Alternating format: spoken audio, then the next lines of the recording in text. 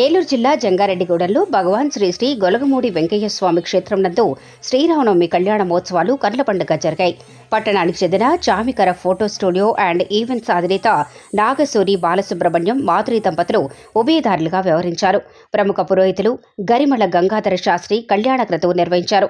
ఈ కార్యక్రమంలో చిన్ని రత్నకుమారి, సత్యానంద, ఓరిగంటి నాగరాజు, కాకి శ్రీనివాసరావు, దారా సురేష్ గుప్తా, చౌడేపణి తదితరులు పాల్గొన్నారు.